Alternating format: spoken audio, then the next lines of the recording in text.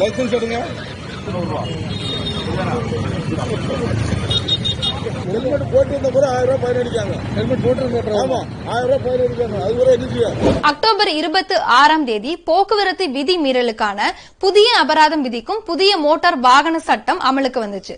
இன்றைக்கு வரைக்கும் நம்மள பல பேருக்கு அதை பற்றிய விழிப்புணர்வு இல்லாம இருக்கு. அதற்கான வீடியோ தான் இது. காப்பீடு செய்யாத வாகனம், அதாவது இன்சூரன்ஸ் இல்லாத வாகனத்தை பயன்படுத்தினால் 4000 ரூபாய் அபராதம். அதே மாதிரி செல்போன் பேசிக்கிட்டே வாகனம் ஓட்டணும் அப்படின்னா 10,000 ரூபாய் அபராதம். வாகன பந்தயம், ரேசிங் இது மாதிரி விஷயங்கள் பண்ணணும் அப்படின்னா 10,000 ரூபாய் அபராதம்.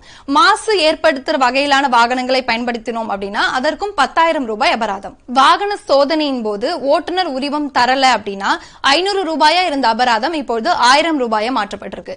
அதே மாதிரி உங்களோட லைசன்ஸை நீங்க ரெனிவல் அதாவது புதுப்பிக்கல அப்படின்னாலும் அதற்கான அபராதம் 500 ரூபாயிலிருந்து 1000 ரூபாயாக மாற்றப்பட்டிருக்கு.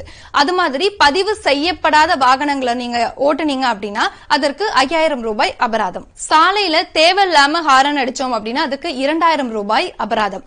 அதே மாதிரி தீயணைப்பு வாகனங்கள், ஆம்புலன்ஸ் இதற்கெல்லாம் வழிவிடல அப்படின்னாலோ இல்ல அவங்களை டிஸ்டர்ப் பண்ற மாதிரியான செயல்கள்ல ஈடுபட்டாலோ 10,000 ரூபாய் அபராதம். இருசக்கர வாகனத்துல போறப்போ முன்னாடி இருக்கிறவங்களும் பின்னாடி உட்கார்ந்து செல்பவர்களும் கண்டிப்பா ஹெல்மெட் அணிஞ்சு போகணும். அப்படி இல்ல அப்படின்னா 2 பேருக்கும் தனித்தனியா 500 ரூபாய் அபராதம் விதிக்கப்படும்.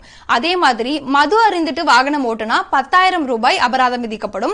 இந்த இடத்துல மது அருந்துறவங்க கூட பின்னாடி உட்கார்ந்து போனாலும் அவங்களுக்கும் சேர்த்து அபராதம் விதிக்கப்படும். இருசக்கர வாகனத்துல 2 பேருக்கு மேல், அதாவது ட்ரிபிள்ஸ் இது மாதிரி போனா 1000 ரூபாய் அபராதம். சீட் பெல்ட் அணியாம கார் ஓட்டினா 1000 ரூபாய் அபராதம். அதே மாதிரி வண்டியில தேவையற்ற மாற்றங்கள் ஏதாவது செஞ்சா 5000 ரூபாய் அபராதம். ஆபத்தான முறையிலேயோ இல்ல அதிவேகமாகவோ வாகனங்களை இயக்கினால் அதுக்கும் 1000 ரூபாய் அபராதம்.